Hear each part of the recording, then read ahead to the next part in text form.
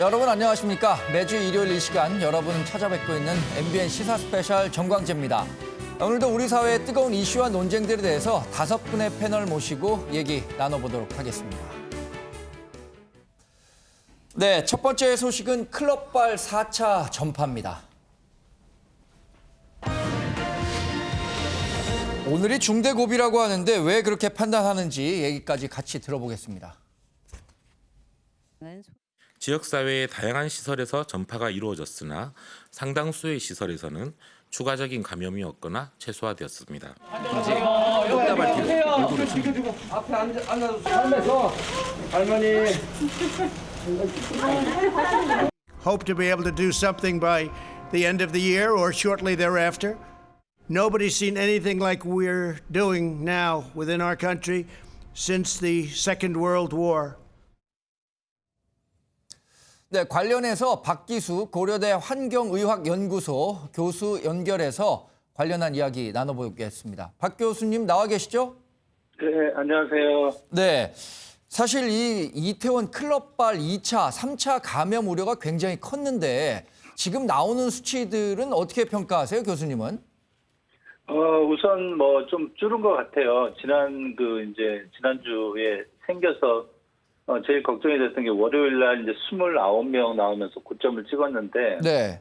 보니까 지속적으로 이제 20명대로 하다가 어제는 뭐 다행스럽게도 이제 9명 정도로 줄어서 6명 정도로 줄고 그래서 이제 좀 괜찮은 것 같은데 문제는 이게 이제 아직 검사를 안 하신 분도 뭐 상당수가 있어요. 예. 참고로 보면 한 12,000명 정도 핸드폰 같은 거 추적을 해서 봤는데 지금 한 2,000명 정도는 아직 검사를 안 하셨대요. 예, 그래서 예. 이런 분들이 어떻게 될지도 모르고 또 문제는 이제 이 클럽에 갔던 분들 말고 이분들이 접촉을 해서 2차, 3차 감염자들이 지금 이제 훨씬 더 늘어나고 있는 추세에서 네. 오히려 클럽으로 인해서 한 분들은 저희가 어떻게 보면 불로 치면 진압을 했는데 그 이외로 이제 퍼져나간 이른바 그 불들이 잔불로 끝날지 네. 아니면 또 다른 그 확산으로 될지 이게 이제 걱정이고요. 네. 대신에 이제 우리 국민들도 이번에 이제 아주 큰 교훈을 얻으셨지 않습니까? 네네. 방역당국도 그렇고. 그래서 잘 방어를 하면 말 그대로 이제 잔불이 잘 정리되지 않을까 기대하는 마음은 있는데 또 이게 방심하면 또 터지기 때문에 네네. 그분을 주의를 해야 될 것 같아요. 근데 여하튼 이 사태가 처음 벌어졌을 때 가장 걱정했었던 게 저는 2월에 있었던 대구 신천지교회 사태처럼 정말 우리가 통제 불가능할 정도로 급속도로 확산되는 거 아니냐 이런 우려였는데 그때와 지금의 차이는 가장 큰 차이는 어디에 있다고 보세요? 그럼 교수님은? 예, 우선 저도 뭐 굉장히 많이 우려를 했습니다. 왜냐하면 신천지와 이번 그 이태원발 양상이 매우 비슷했거든요. 젊은 분들 그다음에 접촉을 굉장히 많이 했고 또 뭐 이제 찬송가 부르는 거나 이 뭐 샤우팅 하는 거나 다 비슷하기 때문에. 근데 다행히도 이제 당시 신천지 상황과 비교를 하면 이번에 이제 방역 당국에서 잘한 거 보면 굉장히 강력하게 대처를 했어요. 예. 위치 추적을 비롯해서 경찰분들 고생하셨고 보건당국도 그렇고. 그래서 그런 어떤 초기 대응이 굉장히 잘 됐다. 그런 생각이 들고요. 다만 이게 문제가 초기 대응이 잘 됐다고 해서 2차, 3차 감염은 여전히 보셨지만 네. 추가적으로 늘고 있기 때문에 아직은 염려, 걱정을 좀 해야 되는 상황이고 대신에 이런 우리가 초기 신천지 상황에서 얻은 이런 경험들이 네. 이번 그 이태원발 사태도 비슷함에도 불구하고 많이 일단은 좀 안정세를 잡아드는 거 아닌가 이렇게 생각을 해봅니다. 네. 지역 감염 확산에 있어서 이번 주가 굉장히 중요한 고비다. 이렇게 방역 당국에서 판단하고 있는데 그런 근거는 또 어디에 있다고 보시는 건가요? 지난번 그 우리가 선거나 이거하고 비슷한 게 이번 이제 신천지 이번 이태원발 사건이 어쨌거나 4월 30일부터 5월 5일 이 사이에 황금연휴에 터졌거든요. 네. 그래서 이제 바이러스 잠복기가 긴 거는 14일까지 가기 때문에 지난 이제 어린이날 5일날 기준으로 해서 14일을 더하면 19일, 그러니까 이번 주 일요일 넘어서 화요일 정도까지가 1차 그 감염이 2차로 넘어갈 수 있는 최대 기간입니다. 네. 네, 그런데 이제 잘 아시지만 주말 같은 경우에는 뭐 종교 행사도 여전히 많고 또 가정 모임 요즘에 이제 결혼식도 조금씩 하시더라고요 보니까. 그래서 이런 게 우리가 이제 완화를 했기 때문에 이런 게 있기 때문에 대신에 이런 완화된 상황에서는 또 2차, 3차, 4차 감염이 늘어날 수 있기 때문에 네. 이른바 좀 우리가 좀 마음은 조금 여유를 두고 있지만 대신에 주말에 이런 모임도 우리가 상당히 좀 뭐라 그럴까요? 자기 예의, 이른바 뭐 셀프 백신 기침 제재를 지키면서 네. 마스크도 잘 끼시고 이러면서 넘어가야지 추가 감염이 좀 적어지는 기회로 될 것 같습니다. 네. 지난주에 반가운 소식 중에 하나는 104살의 할머니께서 이 네네. 코로나19에 감염이 됐었는데 완쾌 후 퇴원했다 이런 소식이 있었잖아요. 네네. 외신에서도 일부 뭐 그렇게 고령자들도 완치 후에 퇴원하는 경우가 있었는데 이건 어떻게 봐야 되나요? 그만큼 이제 어느 정도 시간이 지나면서 코로나19에 대응하는 우리 의료 기술이 좀 높아졌다 이렇게 봐야 되는 건가요?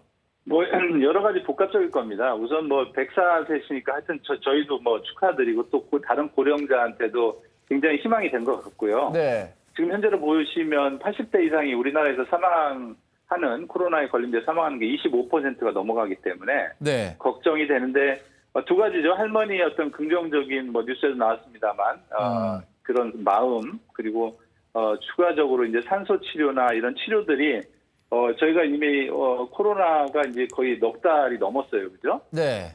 그런 상황이기 때문에 여러 가지 다른 환자를 치료하면서 어떤 경험과 기술들이 많이 축적이 돼서 잘 된 것 같고요. 하여튼 다른 분들한테는 여전히 지금 중증 환자가 한 22명 정도 되시거든요. 네. 그리고 70세가 한 15명 정도 되시기 때문에 이분들에게도 많은 좀 희망이 되고 그랬으면 좋겠습니다. 네. 지금 무엇보다 가장 큰 관심은 앞서 뭐 미국 도널드 트럼프 대통령이 얘기를 했습니다만 네. 백신 개발을 연말까지 하겠다 이거 네. 아닙니까? 그래서 실제로 백신이 그때까지 나와서 코로나19 전염병 사태를 종식시킬 수 있을까 이 부분인데 뭐 전문가분들별로 네. 다른 의견들도 많겠지만 교수님은 어떻게 보세요? 이제 트럼프 대통령뿐만 아니라 전 세계가 다 지금 백신을 원하고 있기 때문에 예. 그래서 이제 맨하탄 프로젝트라고 2차 대전 때 원자폭탄 만들 때의 그런 급박함으로 뭐 한다고는 하는데 네. 이 프로젝트 자체가 뭐 의미는 있습니다. 그러니까 모든 의료 가능 자원과 의료 인력을 투입을 해서 옛날에 이제 지금 같은 경우에 백신을 잘 만드는 회사도 많지만 GSK라는 회사의 전 대표를 개발자로 했고 또 예. 이거를 물류를 잘 넘겨야 되기 때문에 미 군수 사령관 등을 통해서 이제 하긴 했는데 현재 아무리 빨라도 1년 정도가 걸리기 때문에 만드는 데만 그리고 이제 뭐 이거를 또 이제 나라별로 배분하고 이렇게 된다 보면 트럼프 대통령의 말이 설령 맞을지라도 예. 우리 국민 입장에서 보면 우리 국민이 손에 쥐는 데는 상당한 시간이 걸릴 거고요. 전문가들 사이에서도 이게 통상적으로 좀 이게 희망 고문일 수도 있지만 네. 보통 백신이라는 게 적어도 2, 3년 이상 걸리기 때문에 예.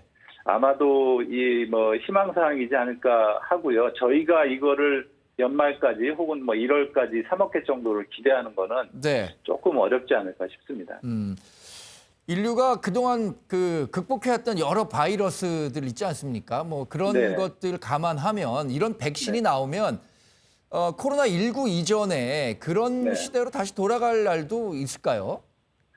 그게 우선 코로나만 치면 해소나 해결을 할 수 있을지는 모르겠습니다. 2, 3년 정도. 그러나 이 바이러스라는 게 우리 지금 주기적으로 보시면 알겠지만 메르스 포함해서 사스 그다음에 100년 전에 스페인 독감 비롯해서 네. 지속적으로 우리가 환경 그리고 동물들하고 교류를 하고 어떻게 보면 좀 인간 입장에서 보면 너무 그 환경을 파괴를 하는 상황이 오기 때문에 추가적으로 이런 바이러스는 지속적으로 올 것이라고 생각을 하고요. 네. 그렇기 때문에 백신 개발도 좋고 치료제 개발도 좋지만 우리 스스로 요즘 좀 너무 철학적인 얘기긴 하지만 좀 성찰적으로 과연 이제 환경하고 같이 어떻게 네. 공존할 수 있는가에 대한 고민도 많이 필요하다는 측면에서 좀 생각을 해봐야 될 것 같습니다.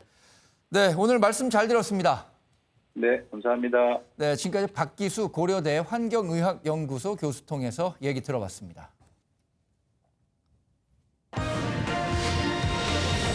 네, 내일 5.18 40주년입니다. 저를 조사하던 경찰관들로부터 그 소식을 들었습니다. 그 광주 시민들이 겪는 그 이제 엄청난 그 고통을 이제 들으면서 굉장히 큰 죄책감을 느꼈습니다. 저는 비록 헌법안 그 개헌이 좌절되었지만 앞으로 언젠가 또 개헌이 논의가 된다면 헌법전문에서 그 취지가 반드시 되살아나야 한다고 생각합니다. 네, 내일이 5.18 광주 민주화운동 40주년 40주년을 맞는 날입니다. 광주에서는 관련 단체를 중심으로 다양한 기념 행사들이 준비되고 있죠. 문재인 대통령도 광주 MBC와 특별 기자회견을 통해서 다양한 의견들을 내놨습니다. 관련한 얘기 좀 나눠보도록 하죠. 일단 김상일 평론가님, 네. 내일 40주년 행사는 여러 면에서 더 큰 의미를 갖는다고 봐야 될 것 같죠. 그렇죠. 그리고 이제 더더군다나 여러 가지 논란 속에 총선을 마치고 이제 특히 야당이 이제 진실에 같이 함께 동참하겠다 이런 지금 입장을 보이고 있잖아요. 예. 그래서 원래 이런 역사적 고통은요, 단계가 있어요. 먼저 진실을 정확하게 밝혀야 되고요.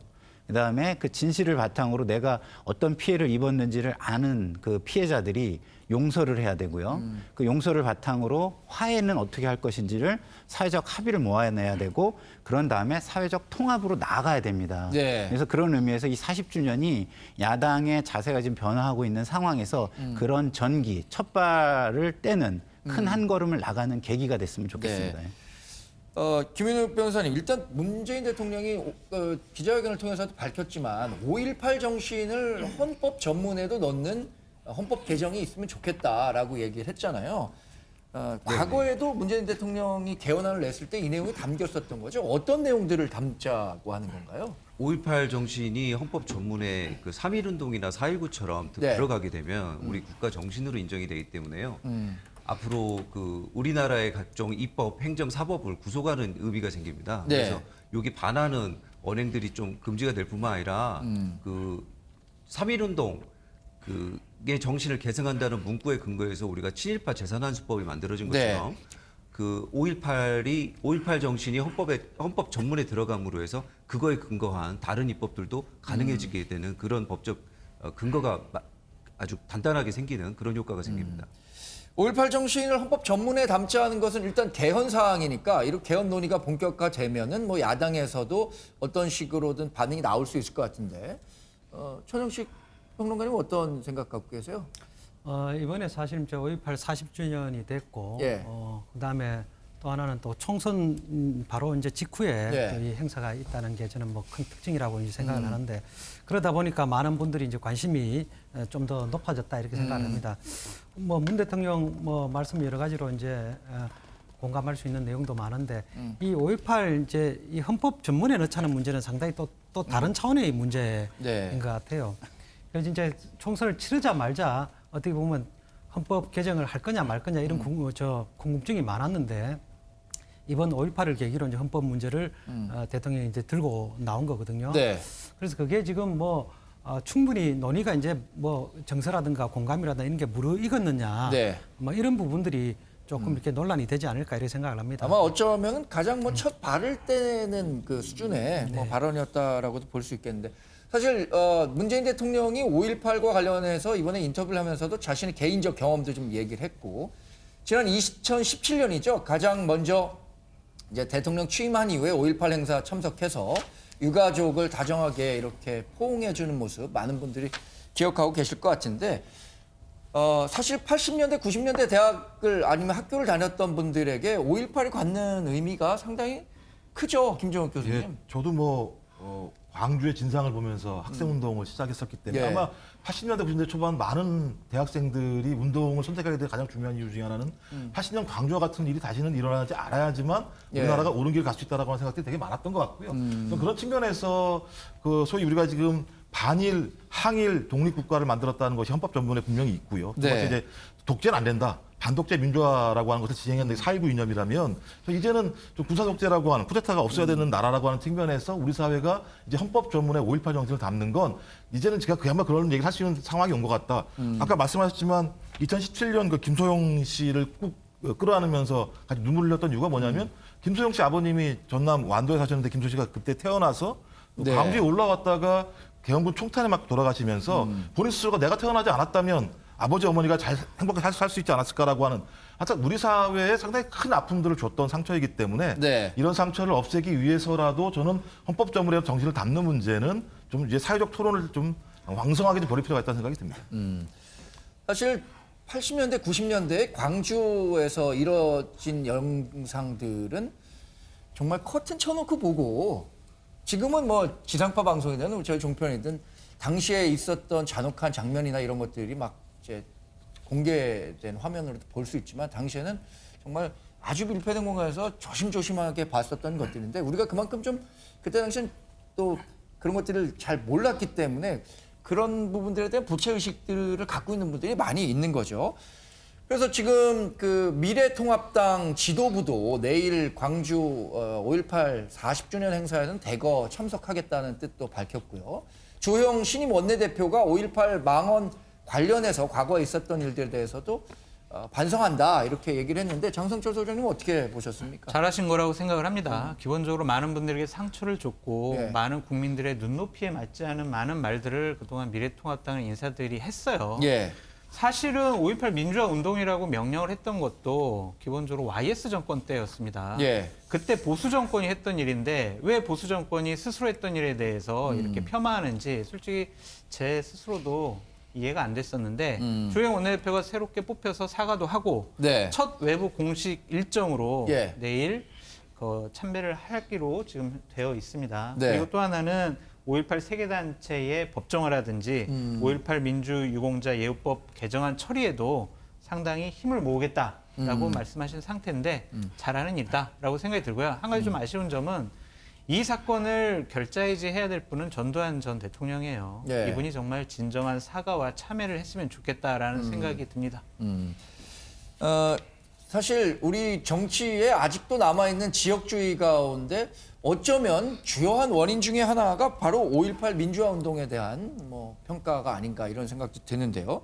그래서 지역주의 완화의 어떤 단계적인 과정에서도 굉장히 중요하다. 특히 미래통합당이 호남에서 일정 그러니까 의미 있는 득표율이나 지지를 받는 과정에서도 반드시 필요한 이 과정이 아닐까라는 생각이 들거든요. 전 총무님. 예, 뭐 좀 전에 이제 우리 뭐 대학 시절 과거 이야기도 했는데 저 같은 경우도 사실 5.18 이 대학 들어가서 이제 5.18 이 사건을 접하고 예. 어떻게 보면 이제 학생 운동에 뛰어들고 그게 결국은 저는 뭐 저 개인적인 이야기입니다만은 전두환 대통령을 반대하는 이제 시위를 하다가 저는 이제 구속이 됐던 그런 과거가 네. 있습니다. 그러니까 우리 이제 많은 사람들이 그런 5.18과 관련된 그런 개인적인 여러 가지 경험이나 아픔이나 뭐 이런 걸 다 저는 다 안고 있다고 생각을 합니다. 예. 그래서 이게 이제 현대사의 비극인데 반드시 이제 치유가 돼야 되고 이렇게 이제 뭔가 이렇게 새로운 단계로 진전이 되도록 돼야 되는데 예. 저는 아까 이제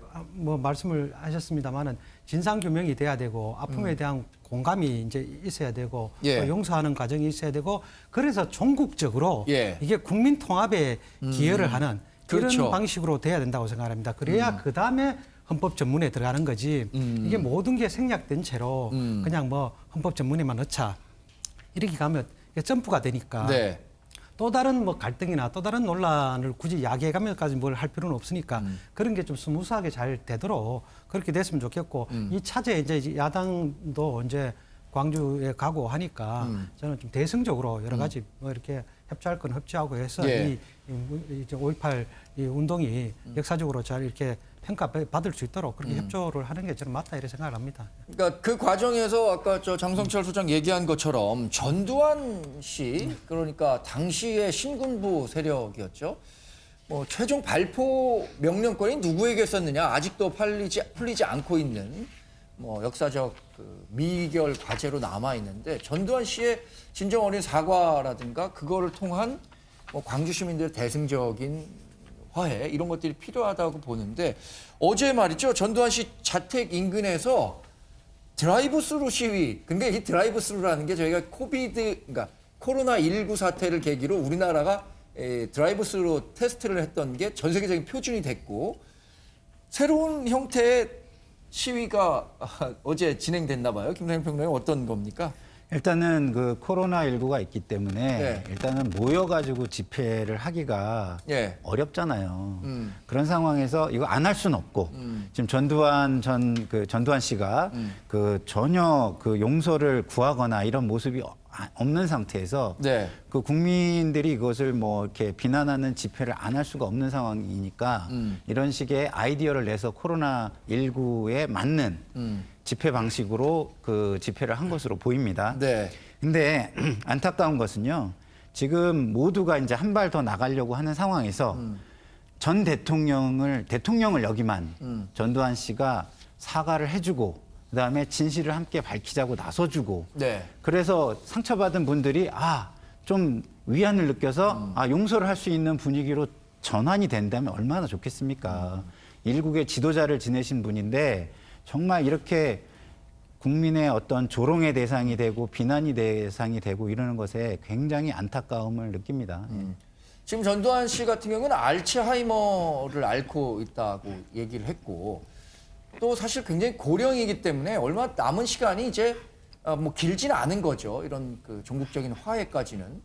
그런 부분에서 조금 아쉬워하는 분들이 좀 많은 것 같아요. 전두환 씨가 앞으로 지금까지 보여왔던 행보 또 앞으로의 홍보에 대한 기대감을 갖고는 있지만 그게 쉽게 이루어지지 않을 것 같다는 걱정들이 있는 거죠. 네.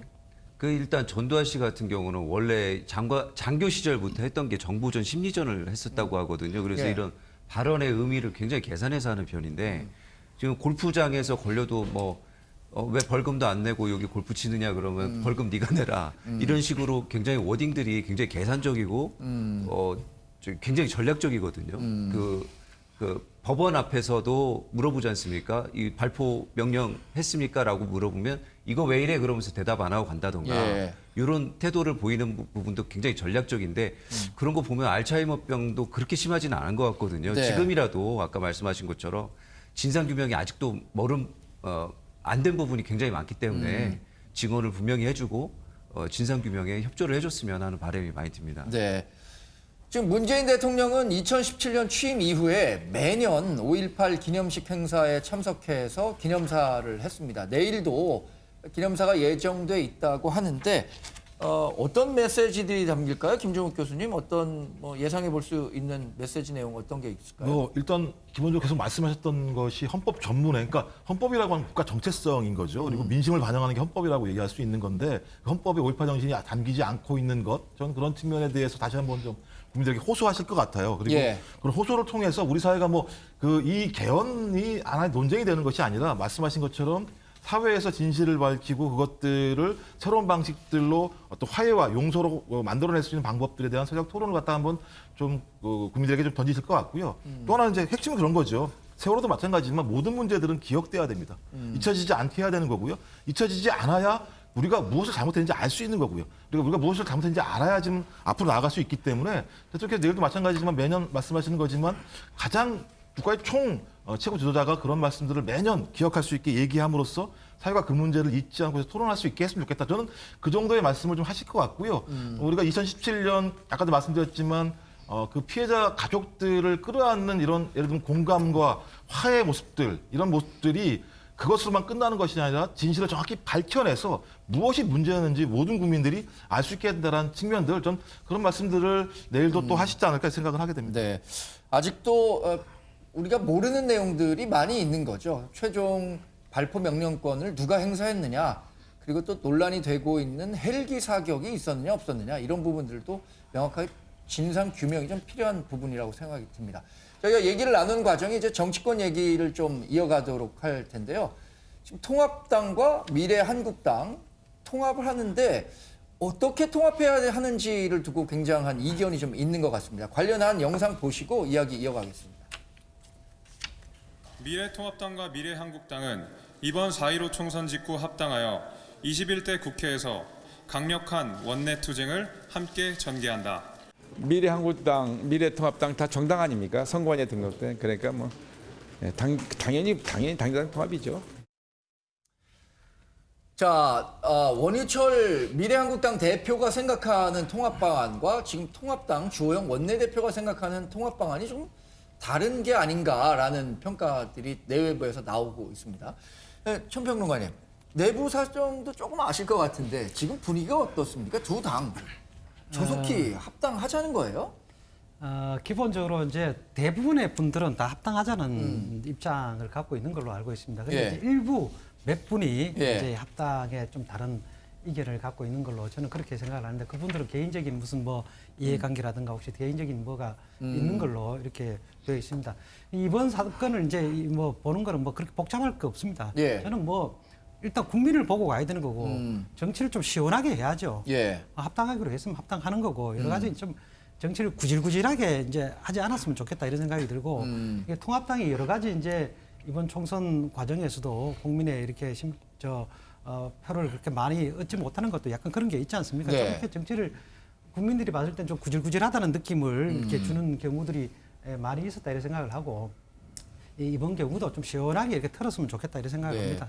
지금 말한 개인적 이해관계나 이런 것들은 아마 자유한국당 내에서의 뭐 지도부 그 기득권이라든가 뭐 아니면 상임위원회를 배정하는 과정에 있어서 상임위원회 몇 개 좀 받는다든가 뭐 이런 얘기가 되지 않을까라고 생각이 드는데, 한국당과 통합당의 통합 과정은 그러면 앞으로 얼마나 더 오랜 시간이 걸릴 거로 보세요? 기본적으로 5월 달은 안 될 것 같아요. 왜냐하면은 미래한국당에서 원유철 대표의 임기를 통합될 때까지라고 연장을 했어요. 사실은 5월 29일까지인데 이런 상황은 기본적으로 원유철 대표의 좀 개인적인 욕심이 있는 것이 아니냐라는 그런 생각이 들고요.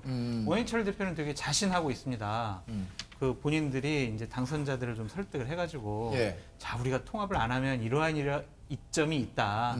당신 원내대표하고 당신 정책회장하고 당신 대변인하고 이런 식으로 해가지고 우리 당선자들 좀 집중적으로 언론에 조명받을 수도 있다라고 여러 가지로 설득하는 부분도 있고요. 지난주 목요일에 주호영 대표랑 원유철 대표가 지금 만났잖아요. 그거는 주호영 대표가 정말 깜짝 놀래가지고 원유철 대표한테 만나자고 한 거예요.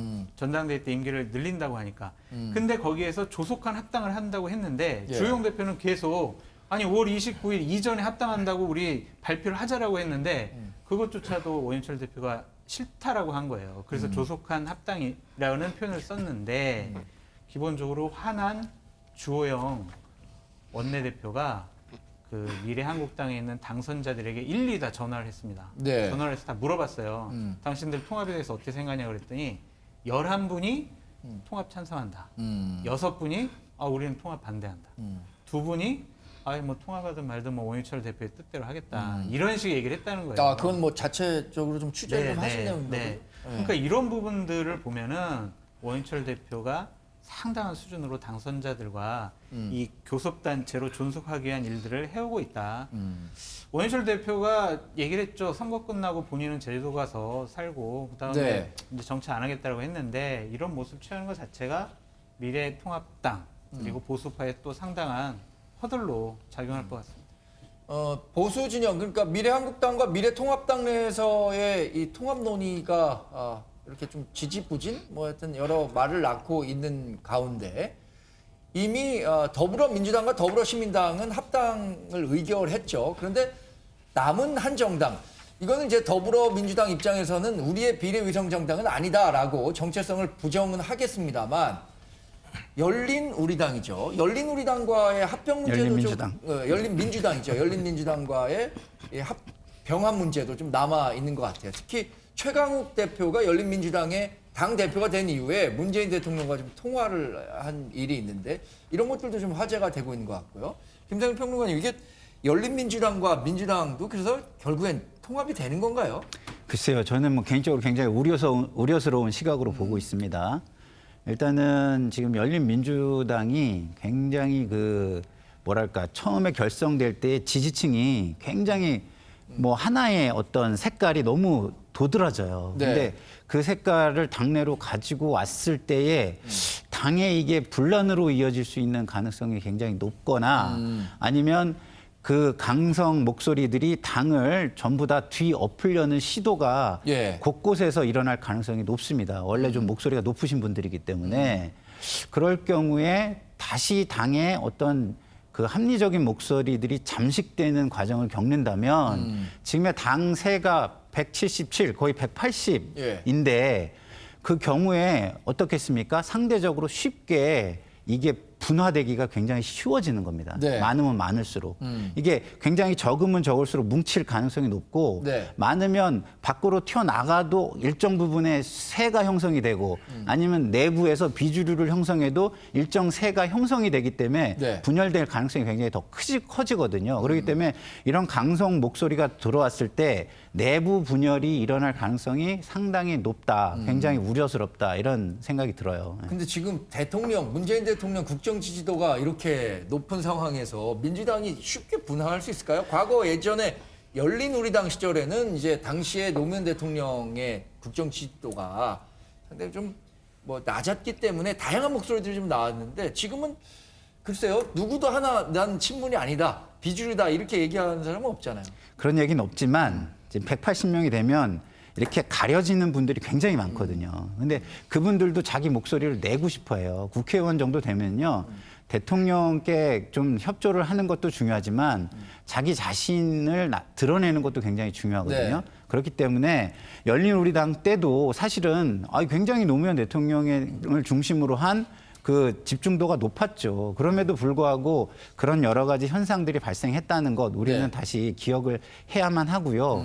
그리고 제가 그 굉장히 우려하는 부분은 아까도 말씀을 드렸지만 이게 그 과거에 보면 조국 그 문재인 대통령 전 임기를 놓고 볼 때 예. 조국 전국 때 가장 위태로웠어요. 사실은 중도층의 그렇죠. 이반이 예. 심했고.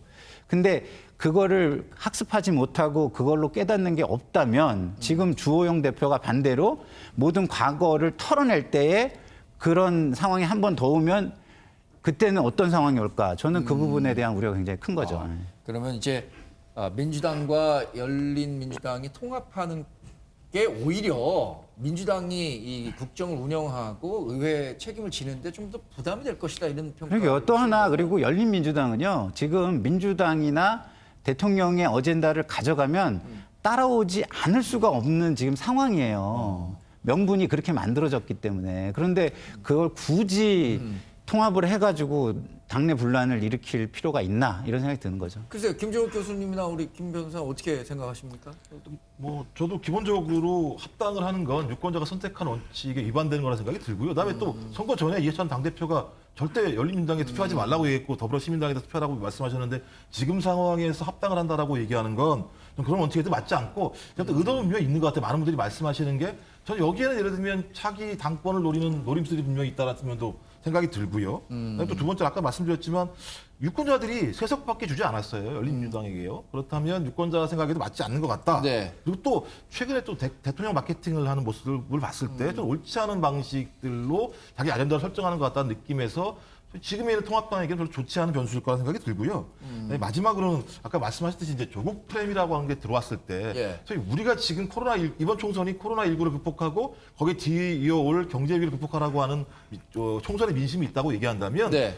통합당은 그 길을 열심히 가는 게 맞는 거죠. 저는 이런 식의 다른 어떤 정치적 개입을 통해서 유권자의 민심들을 왜곡시키는 방식으로 앞으로 나아간다면 저는 과거에 열린 우리당과 같은 이런 상황을 봤을 때 분명히 있기 때문에 저는 조심스러울 거라고 보고요. 그냥 연합정치 할 수 있지 않습니까? 굳이 뭐 합당을 해야 되나요? 저는 그런 과거와 같은 방식 아니면 같이 하겠다는 방식 이런 것 제가 볼 때는 건강한 방식도 아니고 민심을 반영하는 것도 아니라고 생각이 듭니다. 글쎄. 그러면 혹시 이 두 분께서는 어떻게 생각하세요? 두 분은 이제 두 당이 결국엔 최강욱 열린민주당 대표가 이렇게 얘기를 했어요. 국민 여러분들께서도 통합되겠지 이렇게 생각하는 사람들이 많을 거다 이렇게 얘기를 했는데 두 분은 여하튼 민주당 측에 좀 그 소식이 있는 분들임에도 불구하고 통합에 굉장히 부정적이었고 최평론가님. 저는 이제 이게 기본적으로 이걸 너무 이제 정치공학적으로 보면 되게 이제 복잡한데 국민들 입장에서는 사실은 뭐 이 당이나 저 당이나 비슷하게 느끼는 게 맞습니다. 사실 뭐 열린당이 어차피 그 뭐 문재인 대통령하고 연계가 돼 있고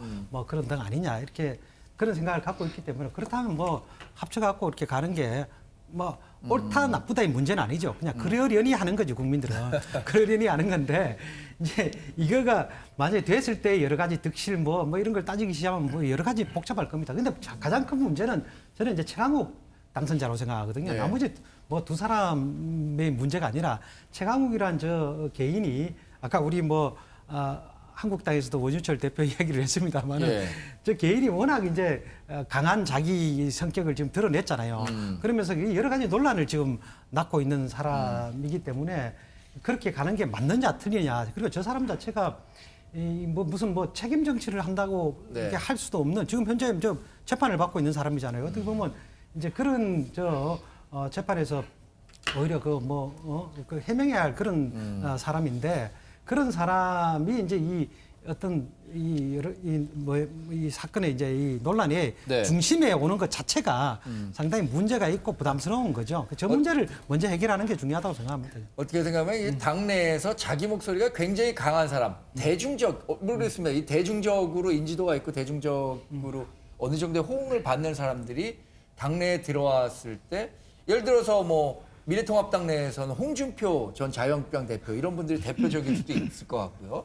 이런 분들이 당에 들어왔을 때 건설적 논쟁을 통해서 당이 외연을 확장하고 발전할 수 있을 거냐, 아니면 오히려 당의 분란만 일으켜서 당을 더 위축시킬 거냐, 이런 부분들에 대한 관심이 유권자들로서는 많은 거겠죠. 제가 다 좀 짧게 그러시죠, 말씀드려도 될까요? 결국에는 합칠 수밖에 없을 거예요. 왜냐하면 대통령께서 열린민주당에 있는 당과 후보에 대해서 정치적인 사면령을 내렸다고 저는 생각이 듭니다. 선거 전에는 이해찬 대표나 이건현 전략본부장이 부적격한 후보들이 있으니까 뽑지 말아라고 했지만 대통령께서 말씀하셨죠. 그러니까 최강욱 당선자가 한 말이 맞다면, 통화 내용이 맞다면 네. 선거 과정 때 협력하는 모습이 참 보기 좋았다. 예. 개혁에 힘써달라고 얘기하셨잖아요. 이 부분은 정책인 사면령이기 때문에 이해찬 대표가 8월 달에 있을 전당대회 전에 열린민주당과의 합당을 본인이 마무리 짓고 떠날 가능성이 높다라고 전 말씀드립니다. 최강욱 열린민주당 대표의 발언은 당연히 맞겠죠. 대통령과 통화 내용을 만약에 왜곡해서 했다면 반드시 청와대에서 다른 메시지들이 나왔을 테니까 이건 대화 내용이 왜곡됐다고 보기는 어려울 것 같고 문재인 대통령의 의중이 그만큼 실렸다고 봐야겠죠. 근데 그게 통합하라는 메시지라고 읽는 거는 저는 너무 나간 거라고 생각합니다. 기본적으로 거기를 좀 위무해주고 세석분이 안 됐잖아요. 원래 한 10석 이상을 할 걸로 자신들은 기대했는데 네. 세석분이 안 됐기 때문에 그런 걸 좀 위무해주고, 그리고 과거 본인이 데리고 일을 했던 청와대 참모 아니겠습니까? 네. 그리고 당 대표가 됐고, 그렇기 때문에 당 대표가 된 걸 계기로 어떤 덕담을 나눈 것이지 그것을 정치적 사면이다 이렇게까지 말씀을 하시는 거는 제가 볼 때는 거기에 의도가 있는 거 아닐까. 제 생각에도 좀 과도한 해석인 것 같고요. 네. 왜냐하면 대통령이 이미 대통령 공약사항으로 검찰 개혁을 내놨어요. 예. 그러니까 같이 한다는 말씀하시는 거고요. 좀 제가 좀 과도한 해석이라는 생각이 들어요. 사면령이라는 얘기는. 자, 우리가 그런 부분들은 관심을 갖고 계속 지켜볼 사안인 것 같습니다.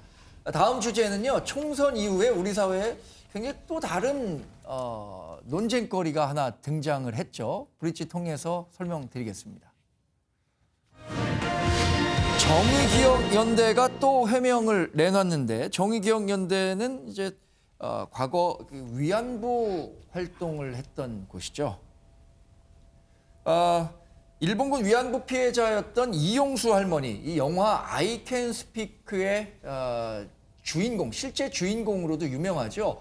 이분이 정의기억연대가 제대로 활동하고 있는지 의문이 든다, 이런 문제 제기를 하면서 논란이 계속 커지는 모습인데, 사안에 대해서는 우리 김윤우 변호사가 좀 설명을 해 주시죠. 이게 왜 이렇게 논란이 확산되는 건가요? 예, 이용수 할머니께서 윤미향 더불어 시민당 당선자를 상대로 그동안 모금한 돈을 할머니들을 위해서 하나도 쓰지 않았다라고 처음에 용처에 대해서 문제 제기를 하셨잖아요. 그러면서부터 돈을 썼나 안 썼나, 회계가 잘 됐나 안 됐나, 그다음에 저 펜션 문제도 펜션을 7억 5천에 사서 4억 2천에 매각한 것이 문제가 없는 것인가, 이런 지금 쟁점들이 계속 불거지고 있습니다. 그러니까 우리가 하나의 문제 제기를 했는데 거기서 계속 고구마 줄기처럼 뭐가 나오니까 그럼 이 부분은 어떻게 된 거냐, 이 부분은 어떻게 된 거냐라는 새로운 궁금증들이 나오는 건데, 일단 글쎄요, 이 NGO 단체의 회계 이 부분에 대해서 뭐 적극적으로 들여다본 게 과거에 별로 없었잖아요. 그러니까 NGO 단체가 쓰는 돈의 용처에 대한 관심이 좀 없었던 건데 이걸 계기로 뭐 자각심이랄까요? 그 경계감은 좀 높아진 것 같아요. 그러니까 이 돈이 제대로 쓰이고 있는가 이 부분은 후원자가 제일 궁금해하는 거잖아요, 사실. 네. 일단 할머니가 문제를 제기한 것에 집중해야 된다. 저는 이 말씀을 먼저 드리고 싶어요. 예. 할머님이 제기한 문제가 그 돈을 쓰는 방식, 운동 방식이 두 가지거든요. 여기에 집중을 해야지. 예. 지금 이게 그 정대협 이 운동이 굉장히 중요한 거거든요. 우리 역사에. 근데 이 운동이 훼손이 되는 방식으로 이것을 자신의 이익을 취하기 위해서 공격하는 예. 그런 부분이 있으면 이건 안 된다. 그러면 철저하게 할머니가 제기한 문제에 대해서 집중을 하고 그리고 윤미향 대표도 그 다른 할머니 외에 다른 사람에 대해서는 답을 안 해도 좋으니까 네. 할머님이 제기한 문제에 대한 답을 해야 된다. 네. 우리가 그 언론에서도 자꾸 이 곽상도 의원처럼 이런 식으로 얘기하면요. 미래통합당에도 저는 좋지 않다고 봐요. 사실은. 그렇기 때문에 미래통합당이나 다른 언론이나 이런 데서도 할머님이 무엇을 제기했는가, 예. 할머님이 제기한 문제를 우리가 잘 풀어드리고 있는 건가, 예. 이거를 중심으로 이야기한 다음에 그 외의 문제는 이게 해결된 다음에 제기를 하면 어떨까, 이런 제안을 저는 좀 드리고 싶어요. 근데 그 할머니가 제기한 근본적인 문제점이 후원금이 제대로 쓰여지고 있느냐, 나는 그 후원금을 제대로 수혜를 보지 못했다라고 지적한 거잖아요. 근데 실제로 그 회계를 보니까 너무나 좀 불투명한 게 많다는 것에 대한 건 합리적인 의심은 굉장히 많이 나오고 있는 거고 이 부분을 이제 적극적으로 해명해야 할 사람들은 당사자들이잖아요. 네. 그런데 정의기억연대에서 이 부분에 대해서 어떻게 생각하는지 교수님은 어떻게 보셨습니까? 일단 뭐 기본적으로 회계 문제와 관련해서 나름대로 계속적으로 제기하고 있는 것 자체가 의혹을 더 낳고 있는 측면이 분명히 예. 있는 거죠. 그래서 왜 그 정의연 측에서 좀 객관적인 그 자료, 데이터를 가지고 말씀하시면 충분히 끝난 문제인 거고, 그다음에 회계상의 오류가 있다면 뭐 거기서 과감하게 예를 들면 사죄하면 더 되는 문제라는 생각이 들거든요. 예. 근데 아까 말씀하신 것처럼 할머니의 의중이 가장 중요한 것 같아요. 그러니까 적어도 30년 동안 이 문제를 위해서 싸웠고 본인은 나이가 많이 들었는데 예. 2015년도 한일 합의에 대한 내용들을 보면 한 발도 진전하지 못하고 있는데 이 문제를 풀어나갈 수 있는 게 정의연이라고 생각했는데 네. 정의연이 이 문제를 풀 수 있을 만큼의 어떤 운동 조직의 운동 방향을 가지고 걷지 못하고 있으니까 1년 동안 고민하시다가 이제 말씀하신 거예요. 그렇다면 예. 두 가지겠죠. 하나는 뭐냐면 운동 방식. 그러니까 앞으로 어떻게 이 운동을 갖다가 건강하게 해나갈 수 있을 것인가의 문제랑 피해자를 위해서 써야 될 돈에 대해서 피해자를 위해서 쓰지 않는 것 같다라고 이 두 가지 문제에 대해서 나름대로 문제를 이렇게 하신 거라면 정의연은 그 문제에 대해서 정확한 답을 줘야 되는데 제가 볼 때 두 가지 문제에 대해서 아직 답을 못 주고 있는 것 같아요. 그래서 이 답을 정의연이 줘야 된다는 거 하나이고 또 하나는 네. 이 문제를 둘러싸고 정치권이 개입하지 말아야 된다. 왜 이걸 개입해서 뭐 친일 대 반일 프레임이니 아니면 정의연이 무슨 나쁜 행동을 했던 것처럼 예를 들면 의혹을 갖다 만들어내는 건 소위 누가 뭐라고 하더라도 좋은 방식이 분명히 아니다. 30년 동안 이 일을 이렇게 힘겹게 해온 단체는 실제로 없어요. 정의연밖에. 그렇다면 이 정의연을 살리는 방식으로 가야 되는 거고요. 이것을 잘 해결해서 우리가 적어도 반일 문제, 그다음에 저 위안부 할머니 문제에 대해서는 앞으로 더 쭉 나갈 수 있게 그리고 한일 합의가 잘못됐던 부분에 대해서는 바꿀 수 있는 방향에 대해서 여야가 얘기를 해야 되는데 지금 그게 전혀 안 나오는 상황인 거고 그것을 자기들에게 맞게만 활용하고 있기 때문에 방향이 잘못됐다. 이제 방향을 틀자. 말씀하신 어떤 유영수 할머니의 문제점에 대해서는 빨리 좀 적극적으로 해명하고 정치권은 더 나은 방향으로 가는 이런 좀 투트랙으로 났으면 좋겠다는 생각을 그러니까 하게 돼요. 정의기억연대가 지난 30년간 해왔던 위안부 할머니들의 인권이라든가 이것들을 세계에 알리기 위한 노력들에 대한 부정보다는 그 과정에서 나온 본질적인 어떤 그 후원금 용처에 대한 궁금증 이런 것들은 적극적으로 좀 해명을 해서 그렇지 않다라는 것을 오히려 알렸을 때 국민들이 더 많은 공감대를 갖지 않겠습니까, 그 변호사님? 예, 그렇습니다. 그리고 정의기억연대가 지금 자꾸 기자회견만 해가지고 다른 사람들을 상대하려고 하는데 예. 지금 저런 걸 해명하고 만나야 될 분은 이용수 할머니거든요. 예. 이용수 할머니를 모셔놓고 설명을 하면 이게 다 풀릴 일이라고 보이고요. 예. 그다음에 정의연은 계속 뭐 이제 기부금의 개인적인 횡령이나 유용은 없었다. 그건 저도 그거는 믿고 있고요. 사실 저번에 뭐 반려동물 단체가 네. 반려동물 죽이지 않는다고 해놓고 반려동물을 살처분한 그렇죠. 예, 그런 그 단체의 경우에도 사실 개인적인 횡령이나 네. 유용에 대한 수사 결과는 다 무혐의였었거든요. 그 공익법인에 대한 수사가 그렇게 쉽지가 않습니다. 아. 좀 약간 일반적인 기업보다 증빙이나 이런 것이 좀 완화돼 있다 보니까요. 네. 뭐 그럴 수는 있는데 그렇다고 하더라도 그걸 가지고 이용수 할머니가 아니라 자꾸 저렇게 기자회견만 하면서 의혹만 낳고 있는 거는 좀 바람직한 자세는 아닌 것 같습니다. 여튼 이번에도 검찰 조사가 시작이 됐죠. 검찰이 정의기억연대 회계와 관련해서 수사를 한다고 하니까 그럼 명명백백한 그런 밝혀질 내용들이 나와야 될 거라고 생각이 들고요. 또 하나 궁금증은 이번에 그 용처에 대한 궁금증 외에 정의기억연대가 외부로부터 지원금을 받아서 샀던 뭐 쉼터죠. 이 쉼터를 글쎄요, 이것도 좀 궁금합니다. 7억 5천만 원에 샀는데 7년이 지나서 4억 2천만 원에 팔았다? 이건 뭐 합리적으로 좀 궁금한 부분이 있죠. 아마 예. 제가 기자하고 이제 다음 월요일에 취재를 지시를 좀 한다면 지난 7년간 부동산 가격이 굉장히 많이 올랐는데 그게 어떻게 가능했는가 이 부분도 아마 제가 취재 지시를 좀 할 것 같아요. 어떻게 보셨어요? 이 해명은? 그래서 저도 뭐 그건 개인적으로 상당히 궁금합니다. 네. 안성 지역에 이렇게 땅값이 그렇게 많이 내려갔는지 네. 궁금한데 이번 쉼터 논란도 사실은 이제 어떻게 보면 이 주인공이 지금 정의연의 주인공이 할머니 위안부 할머니인데 할머니가 쏙 빠진 거 아닙니까? 예. 쉼터가 할머니를 위해서 만들어진 줄 알았더니 할머니를 위해서 만들어진 게 아니라 그냥 윤미향 대표를 위하여 아니면 정의연을 위하여 아니면 활동가를 위하여 모든 게 그렇게 만들어졌다는 걸 이제 단적으로 보여준 그리고 또 사는 과정도 마찬가지고 파는 과정도 마찬가지고 그 중심에는 위안부 할머니가 없습니다. 이게 이제 가장 큰 문제고 저는 이제 이번 정의연 사건을 보다가 며칠 전에 왜 진중권 씨가 뭐 재밌는 이야기를 했던데 투명하게 밝히라는 게 뭐 그것보다는 이게 386 어떤 뭐 기득권 세력, 운동권 세력들의 뭐 여러 가지 이게 활동의 은혜 하나로 이렇게 봐야 되는 거 아니냐, 행태의 문제로 봐야 되는 거 아니냐, 그 이제 이야기를 했는데 저는 사실 참 그 이야기가 되게 중요하다는 생각이 드는 게 우리나라 지금 시민운동을 사실 이끌어온 게 386들이 이제 쭉 이끌어왔고 지금 만들어 온 거거든요. 근데 이게 지금까지 아무런 감시를 받지 않고 지금까지 이제 쭉 왔습니다. 근데 이게 이제 어떻게 보면 이 신뢰, 국민과의 시민운동이라는 게 국민과의 신뢰의 문제인데 그 문제에 대해서 근본적인 어떤 이번에 문제 제기를 받은 거거든요. 그러면 이게 우리나라가 이제 한 단계 진전이 되려면 민주주의 사회가 한 단계 진전이 되려면 시민 사회의 건강성을 회복을 해야 됩니다. 근데 그런 차원에서 대단히 중요한 거거든요.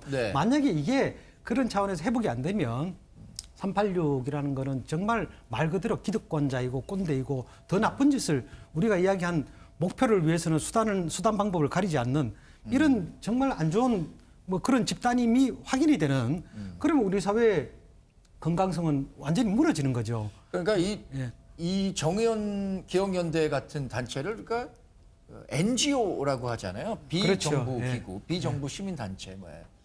근데 이런 그 정부가 하지 못하는 당연히 그런 영역이 발생하기 때문에 건강한 시민의식을 가진 사람들이 자발적 참여를 통해서 이 NGO가 운영되는데 이 부분에 불투명하게 된다. 이 부분이 만약에 계속 부각이 된다면 그런 시민운동 하려고 하는 아니면 시민운동 하려고 하는 사람을 도우려고 하는 일반 사람들에게 어떻게 설득을 하고 그 사람들의 후원을 이끌어낼 수 있겠습니까? 그러니까 어떤 자성의 계기가 돼야겠다는 데는 이견의 여지가 없을 것 같아요, 김 교수님. 예, 뭐 당연히 그렇죠. 뭐 지금 등장한 거지만 좀 과거 방식, 좀 주먹구구식, 낡은 방식의 운영을 해왔던 사실인 것 같고요. 또 그런 건 있는 것 같아요. 우리들이 남들이 하지 않는 정의로운 일을 하고 있으니까 이런 과정에서 그런 문제에 대해서 제기를 하고 있는 것 같고요. 좀 그런 측면에서 이것을 좀 성찰할 수 있는 시간을 가졌으면 좋겠다는 생각이 드는데 또 하나는 이 문제와 관련해서 하나 더 했으면 좋겠어요. 뭐냐면 저희가 예를 들면 유럽에서 히틀러 묘지에 국회의원들이 참배하고 메르켈 총리가 참배하면 유럽이 가만히 있겠습니까? 그렇죠. 근데 지금 일본은 하고 있어요. 예를 들면. 그럼 이번 기회에 우리 사회가 여전히 예를 들면 반일에 대한 느낌들은 가지고 있지만 그것들을 얼마나 현실에서 열심히 지키고 있는지에 대해서 한번 좀 성찰해봐야 된다. 그러니까 시민사회도 성찰해야 되겠지만 또 우리가 또 진정한 반일을 극복하고 있는지에 대해서 좀 해봐야 된다. 이런 두 가지 생각을 하게 됩니다. 자, 두 분이 좀 더 말씀을 하고 싶다고 하셨는데 한 번 말씀하셨으니까 말씀을 못한 우리 장성철 평론가께 기회를 드리죠. 이용수 할머니는 얘기하셨어요. 속았다, 이용당했다, 윤미향은 양심이 없다 이런 말씀하셨습니다. 정의연은 얘기를 하죠. 우리는 위안부 할머니 생활 지원하는 그런 단체가 아닙니다라고 얘기했습니다. 하지만은 윤미향 씨의 부친에게는요, 펜션에서 거주하고 거기를 지키고 있는 그분에게는요, 지난 4년 동안 7,580만 원을 지급을 했습니다. 근데 작년에요, 피해자 할머니들께는 2,300만 원 했어요. 그리고 정의연 작년에 2019년도에 인건비로 2억 3천만 원 사용했습니다. 할머니들께는요, 1인당 106만 원만 지급했던 단체예요. 이런 단체가 과연 할머니들을, 위안부 피해자 할머니들을 위한 단체라고 우리가 볼 수 있는 건지, 아니면은 자기들의 기득권과 예. 정치적인 한 단계의 어떤 이득을 취하려는 그런 단체가 아니었는지, 30년 동안 지켜왔던 숭고한 가치가 중간에 변질되지 않았는지 네. 본인들이 되돌아보기 바랍니다. 저는 제가 계속 드리는 말씀은요, 정의연의 문제가 없다는 말씀을 드리고 싶은 게 아니라 네. 할머니를 중심으로 해결했으면 좋겠다라는 거예요. 예를 들어서 이렇게 한번 제가 여쭤볼게요. 미래통합당이 할머니께 가서 저희가 이거 집중적으로 제기하시면 마음이 어떠시겠습니까? 그럼 할머니가 어떻게 답을 하실까요? 아, 그거 고맙긴 한데 거기서 제기하면 이게 정치적인 문제로 더 변질이 될 수 있으니 네. 좀 참아주셨으면 좋겠습니다. 이렇게 얘기하지 않겠어요? 네. 그러니까 저는 그런 말씀을 드리는 거예요. 할머니를 중심으로 할머니께 도움이 되는 방식으로 문제 제기를 해라. 네. 그래서 돕고 싶으면 좀 여쭤보고 필요한 걸 중심으로 도와라. 이런 말씀을 드리고 싶은 거죠. 이 자리에는 없지만 진중권 교수 얘기가 가끔 나오는데, 진중권 교수가 이것도 이렇게 얘기를 했죠. 언론에서 문제를 제기하고 해결하면 될 문제지 미래통합당이 가서 해결할 문제가 아니다, 이렇게 얘기를 했는데, 여하튼 이런 그 자성의 계기가 마련된 거는 분명하고요. 전 국민적인 관심이 이 단체에 쏠려 있습니다. 그러니까 어떻게 자기 혁신을 해서 투명하게 신뢰성을 확보할지 스스로 답을 내야 할 시점인 것 같습니다. 다음 주제 이어가겠습니다. 민경욱 미래통합당 의원이 라면 먹고 힘을 내겠다고 했습니다. 자, 관련한 내용은요. 이거. 를 왜 내놓고선 이거 증거라고 그러냐? 여러분 놀랍게도 이 표가 어디서 발견됐느냐? 분당 을에서 발견됐어요. 이상하죠? 이상해요. 한 장이면 재미없잖아요. 여기 또 있어요. 자, 다음에 보면 투표관리관의 날인이 없이 기표되지 않은 채 무더기로 발견된 비례 투표 용지입니다. 이 투표관리관이 도장을 찍도록 되어 있습니다. 도장을 찍도록 되어 있어요. 도장이 안 찍혔어요. 거기도 제 아는 지인이 부정선거가 있나 없나 확인하고 싶어서 제가 새벽부터 가셔서 저기 투표 참관인 개표 참관을 하면서 제보를 주셨습니다. 제보 사진 찍고 이런 예, 증거네요. 자, 예. 이게 투표지가 담아 있는 거거든요. 네. 무슨 투표지죠? 사전 투표죠. 예, 관외. 예. 예. CCTV가 없어. 없는 곳에. 네, 라면 먹고 힘내자는 거는 라면 먹고 힘을 내서 이번 부정선거가 있었다는 점을 뭐 한번 잘 밝혀보겠다, 이런 얘기고, 검찰 조사가 예정돼 있으니 검찰 조사에 충실히 임하겠다, 이런 메시지인 것 같습니다. 우리 최정식 평론가님은 함께 잠깐 청와대 근무도 하셨었는데 민경욱 의원의 지금 최근 주장에 대해서는 어떻게 평가하십니까? 옛 동료로서의. 글쎄요, 이제 민 의원이 옛날부터 라면을 좋아했는데 이번에도 또 라면을 끓여놓고 저렇게 올렸군요. 그 민 의원을 보는 시각은 저는 두 가지입니다. 이제 하나는 이 사실은 부정선거가 됐든 뭐가 됐든 간에 뭐 의혹이 있으면 저는 제기할 수 있다고 생각을 하거든요. 네. 그리고 지금 나타나는 현상도 보면 선관위가 선거 관리를 좀 약간 좀 뭐 잘하지 못한 여러 가지 정황들이 지금 나타나고 있지 네, 않습니까? 예. 그렇기 때문에 이번 과정에서 저는 선관위가 많이 반성을 해야 되고, 그리고 또 그런 의혹들은 나름대로 밝혀져야 된다고 생각을 해요. 그리고 그거는 민주주의 사회에서는 사실 선거가 생명인데 예. 선거가 어떤 의혹을 받으면 민주주의 여러 가지 뭐 토대들이 다 무너집니다. 그런 측면에서도 저는 선관위가 조금 더 적극적으로 이번 이렇게 사건에 좀 임해갖고 예. 국민 의혹을 좀 풀고 이렇게 당당하게 좀 나섰으면 좋겠다, 이런 말씀 하나 드리고 싶고, 다만 이제 민 의원이 주장하는 여러 가지 주장들이 이제 보면 좀 뭐 일반 사람들이 봤을 때는 조금 과하다 이런 주장들이 이제 일부가 섞여 있고 그다음에 또 그 주장하는 제기하는 이제 뭐라고 할까요? 태도랄까요? 네. 뭐 이런 게 조금 이제 뭔가 이렇게 납득이 잘 안 가지 못하는 뭐 그런 행태로 이렇게 태도의 문제들이 좀 있고 해서 민의에 대한 민의원의 어떤 그런 메신저로서의 제기하는 사람으로서의 어떤 신뢰성에 대해서 이제 사람들이 많은 문제 제기를 하는 것 같아요. 그런 측면에서는 민의원이 조금 더 이건 워낙 국가적으로 큰 문제입니다. 큰 문제라면 조금 더 이런 문제에 대해서는 이렇게 진지하게 이렇게 문제 임해서 이렇게 좀 문제 제기를 하더라도 그렇게 하는 게 좀 필요한 게 아닌가 이런 생각을 합니다. 자, 김 변호사님 이제 검찰에서 전화가 왔다고 하니까 수사가 본격화될 것 같은데 앞으로 어떤 절차를 거쳐서 수사가 진행될까요? 일단 민의원한테 어떻게 입수했는지를 확인할 건데요. 아까 지금 영상에도 나왔습니다만은 저기 개표소라고 하는데요. 개표소에서는 선관위 직원이나 참관인, 개표사무원, 경찰, 출입기자 등등 외에는 못 들어가게 통제가 돼 있기 때문에 그 장소에 대해서 굳이 시건을 안 했던 것 같은데 그걸 갖다 사진 찍어놓고 저렇게 얘기한다는 건 만약 저게 참관인도 아니고 제3자라면은 건조물 침입죄에 해당할 수도 있고요. 그 다음에 투표용지를 가져와 버렸지 않습니까? 이거는 공직선거법 위반의 그 선거 시설에 대한 교란죄가 해당되고요. 그 다음에 이게 또 동시에 절도죄이기도 하거든요. 그래서 민의원이 저걸 알고 받았다면은 또 작물죄가 됩니다. 지금 그래서 굉장히 지금 여러 가지 범죄들이 나오기 때문에 저거가 굉장히 법률적으로는 여러 가지 사안에 걸리게 되는군요. 예, 그렇습니다. 예. 그래서 지금 수사를 피의자로서 수사하는 게 아닌가 저는 그런 생각이 듭니다. 네. 근데 저게요.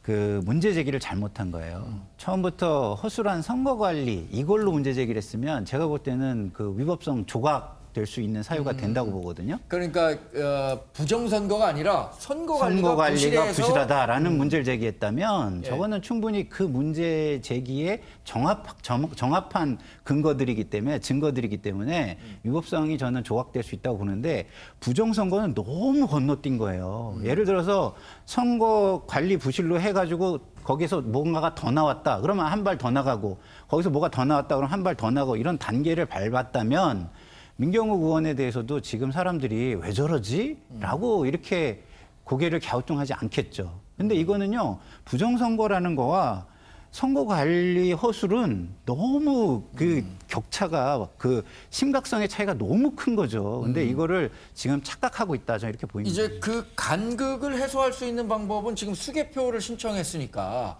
수개표를 통해서 실제로 얼마나 표 차이가 줄어드는지 아니면 역전되는지 뭐 이런 부분들이 있는 거겠죠. 자, 오늘 아주 뭐 5분의 말씀 잘 들었습니다. 고맙습니다. 네. 네. 정부 당국에서 코로나19 이번 주가 최대 고비라고 얘기를 했죠. 사회적 거리두기가 생활 속 거리두기로 전환되긴 했습니다만 여전히 높은 경각심 갖고 주의가 필요한 시점입니다. 시청해주신 여러분 고맙습니다.